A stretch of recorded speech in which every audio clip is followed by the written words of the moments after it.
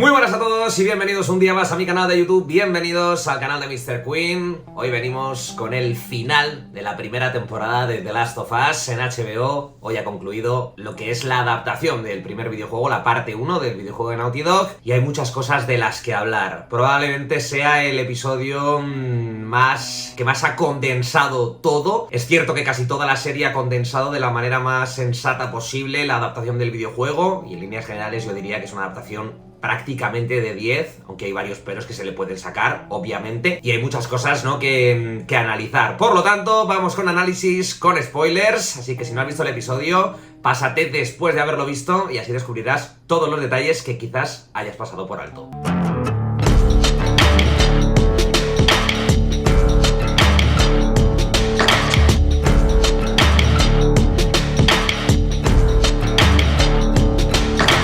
El final de The Last of Us, el final de la primera temporada, de la primera parte del videojuego de Neil Druckmann, de Naughty Dog. Un episodio duro, un episodio emocionalmente complejo, un episodio que marcará un antes y un después en la historia y que va a tener bastantes ecos a partir de la segunda temporada, como iréis viendo, porque todos aquellos que no hayan jugado al videojuego, pues que sepan, ¿no?, que cada acción tiene su consecuencia, que cada acción genera una reacción y por lo tanto, pues bueno, pues las decisiones que se han tomado en este episodio van a generar una serie de acontecimientos que iremos descubriendo a partir de la segunda temporada. El episodio ha comenzado con un flashback del nacimiento de Ellie, donde hemos tenido a la actriz original de Ellie, la actriz de voz original del videojuego, que es Ashley Johnson, que da vida a la madre de Ellie en la ficción de HBO, es Anna Williams, y la hemos visto escapar, huir de un infectado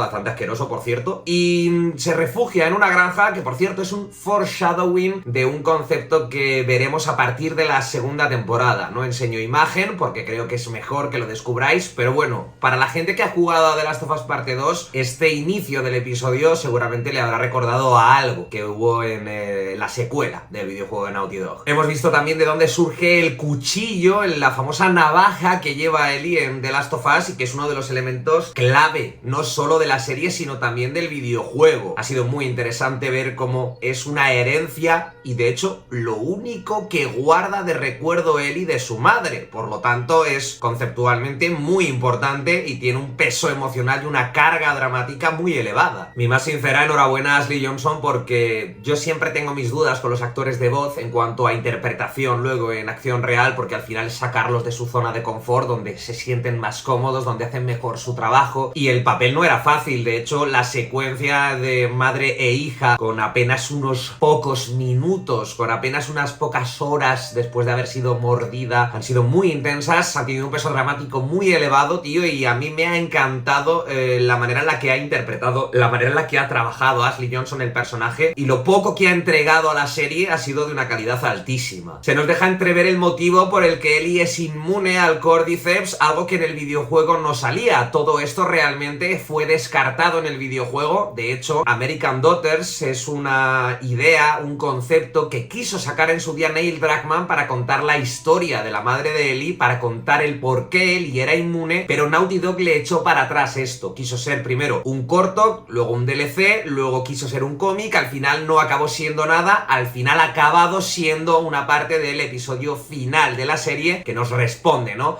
a esta inmunidad de Ellie a partir del cordón umbilical, por lo que han mencionado. Tampoco se han expandido mucho, pero las conversaciones que ha tenido con Marlene nos llevan o nos conducen a pensar que el cordón umbilical es la clave de que Ellie haya podido ser inmune al Cordyceps. Luego, al final del episodio, dan un poco una pincelada, de la misma manera que lo daba el videojuego, de cómo Ellie es inmune al Cordyceps, ¿no? Y es muy interesante porque al final es un misterio que había que resolver. Estamos hablando del personaje protagonista de la historia de la serie y posee una habilidad, un elemento narrativo que es trascendental para el devenir de la historia. Había que darle respuesta, se le ha dado con un flashback muy intenso, muy interesante, que además ha rescatado un concepto que se había eliminado de los juegos originales. Pasamos ya al presente, donde nos encontramos una actitud de contrastes entre Joel y Ellie. Vemos a un Joel mucho más vivo, mucho más dicharachero, mucho más feliz, intenta hablar con Ellie, está muy comunicativo, nada que ver con el personaje que habíamos conocido durante toda la serie. Se nota el cambio monumental, gracias sobre todo a la interpretación fascinante de Pedro Pascal, pero en contraposición nos encontramos a una Ellie que no es exactamente el personaje que nosotros conocemos. Nos encontramos una Ellie tristona, una Ellie dubitativa, una Ellie pensativa. Está haciendo como introspección. ¿A qué se debe tanta introspección en este personaje cuando lo hemos visto antes de otra forma? Probablemente haya dos respuestas para dar explicación a la actitud de Ellie al principio del episodio en el presente. La primera razón es lo que ha sucedido con David, con los caníbales en la nieve. Y es que a pesar de que Ellie ya había acabado con una vida que era la de Riley por contexto, ¿no? Por motivos más que evidentes, con David perdió completamente los papeles y mostró su verdadera cara, que es una parte de oscuridad muy potente y que también será muy bien explorada en la parte 2, es decir, a partir de la segunda temporada. Esa violencia, esa oscuridad, esas conversaciones con David es lo que ha marcado un poco la personalidad de Ellie en este episodio al principio. Pero también hay otra explicación y es el hecho de que están llegando a su destino. Cuando tú llegas al final de una historia, cuando llegas al final de un camino,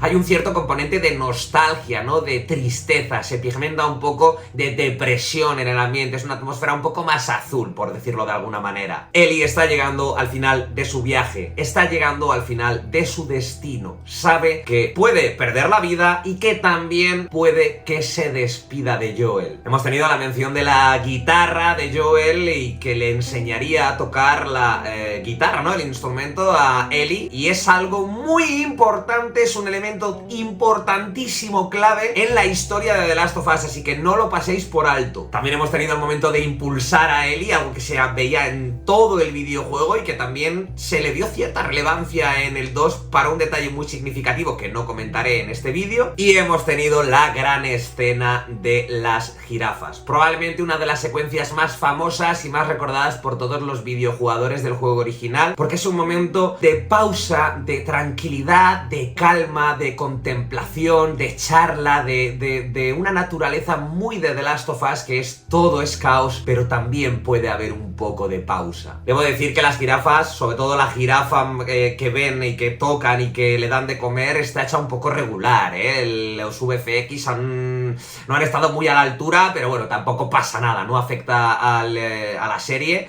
Era un elemento que queríamos ver todos los jugadores, nos lo han dado, pero hay que destacar que la jirafa está hecha un poco regulinchi. Os estaréis preguntando, ¿pero qué pintan las jirafas en todo esto? Vale, como sé que mucha gente puede preguntarse qué pintan las jirafas en todo esto, cuál es el significado que tiene, lo abordaré al final del vídeo cuando hablemos de la decisión de Joel. En el momento de contemplación, de ver todas las jirafas, ¿no? En el mapa desplegado por cerca, ¿no? Del hospital de Salt Lake, hemos tenido un flashback narrativo sin necesidad de mostrarlo, sino con palabras, en el momento en el que Joel le pregunta ¿esto era lo que esperabas? Y Ellie responde no, pero menudas vistas. Si os acordáis del episodio 2, cuando salen de la zona de cuarentena de Boston, es lo mismo que le pregunta Joel a Ellie y es lo mismo que Ellie le responde a Joel cuando ven la cúpula del ayuntamiento de Boston, cuando ve todo el horizonte, porque Ellie nunca había salido de la zona de cuarentena de Boston y se había preguntado cómo era el mundo más allá de lo que conocía. Un momento que genera un cierto círculo con la historia, pero que también le da un valor añadido a la relación entre Joel y Ellie y a todo lo que hemos vivido durante todos estos episodios. Y para colmo nos meten la frase de Ellie diciéndole te seguiré a donde vayas, que es ya el puñal metido en el pecho y a llorar como cabrones. Verdaderamente importante lo que sucede después ya en la parte baja, ¿no? Donde estaban las jirafas y están paseando ellos dos en busca del hospital, ¿no? Para llegar a su destino final y Joel se sincera con Ellie, le empieza a contar la historia de Sarah, de lo sucedido, de quién era, de cómo se sintió, y hay un momento que es demasiado fuerte. Ellie le dice: el tiempo lo cura todo. Joel responde: esta vez no ha sido el tiempo. No hace falta decir nada más, ellos se quedan mirándose mutuamente. Joel está verdaderamente emocionado, Ellie está muy impactada por la confirmación de lo que ella misma sospechaba, y aquí la relación paterno-filial es más que evidente. Joel le está diciendo que no es el reemplazo de Sarah porque no es Sarah, ha acabado comprendiendo que no es Sarah, pero sí ha sido la cura al gran mal que sufría Joel, y Ellie se ha convertido en no la pieza clave de su vida, sino lo único que tiene y merece la pena luchar. Llegamos al hospital porque los han pillado, ¿no? Y llegamos al hospital y ahí es donde tenemos la reacción de Joel, una reacción que seguramente todo el mundo se esperaba, aunque quizás no se imaginaba todo lo que iba a llegar a hacer Joel por salvar a Ellie. Aunque yo siempre he creído que no ha salvado a Ellie, sino que se ha salvado a sí mismo. Insisto en que al final del vídeo voy a hablar de la elección de Joel y por qué es tan importante y cuál es el significado y qué tiene que ver con las jirafas. En el momento en el que reacciona Joel, vemos al auténtico Joel, al Joel que nos han tapado durante toda la temporada, el Joel que se ha mencionado que existía antes de la historia, antes de la época de la zona de cuarentena de Boston, con Tommy, con Tess, ese Joel que puede llegar a dar miedo. Aquí el montaje ha sido excepcional porque lo han hecho con una especie de frialdad, con una especie de cámara lenta, la música sonando de fondo con violines, siendo una especie de versión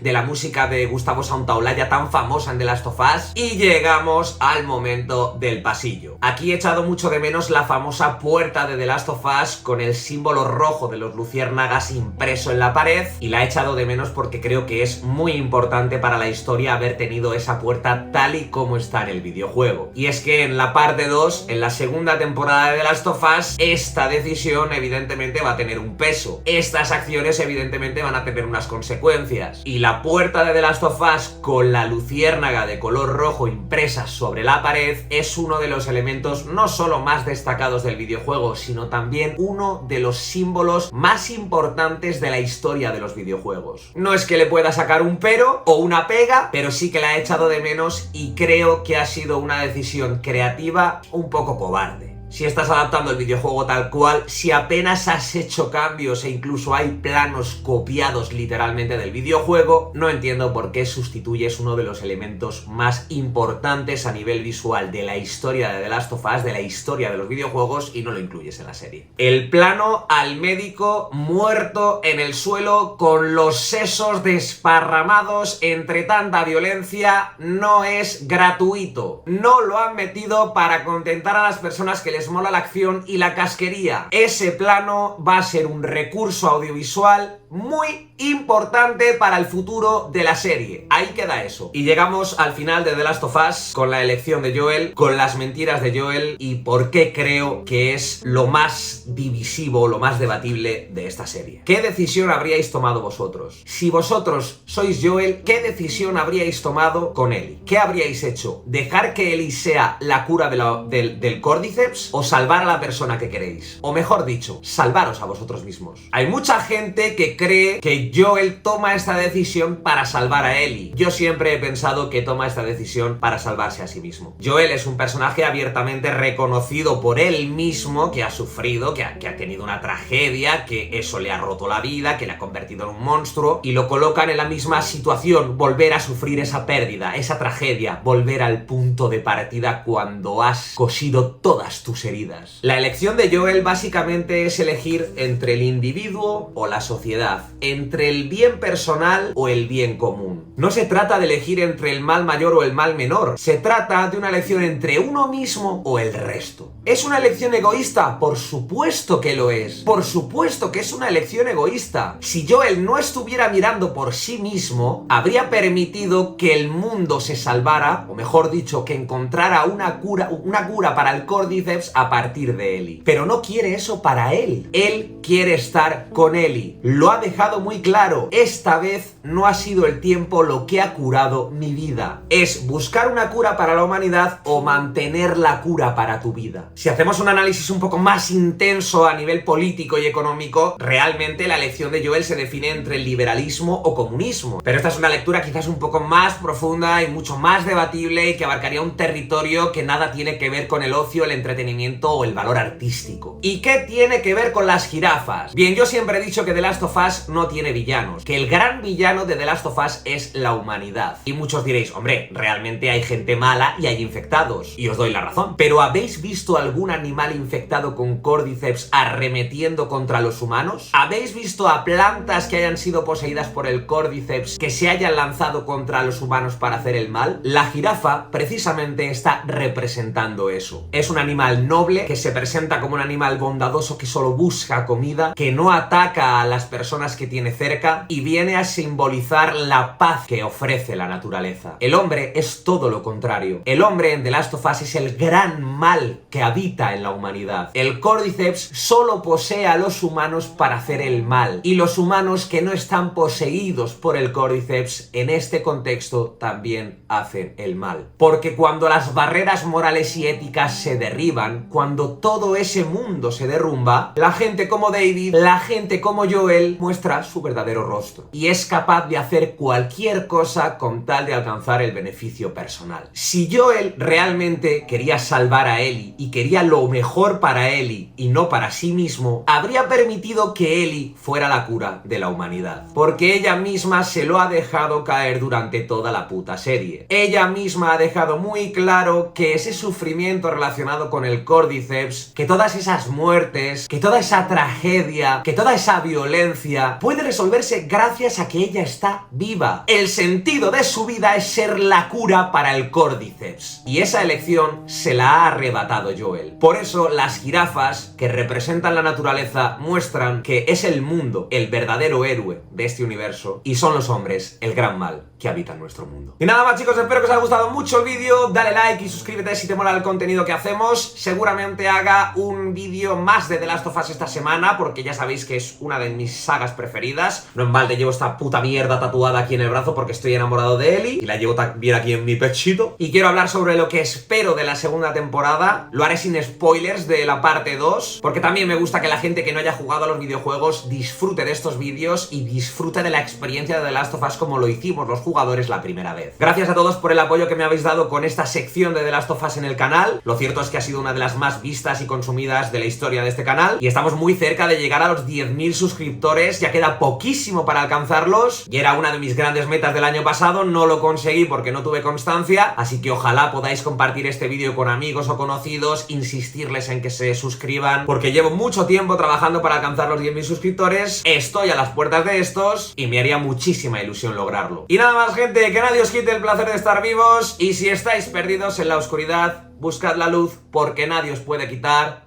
el placer de estar vivos. Hasta mañana.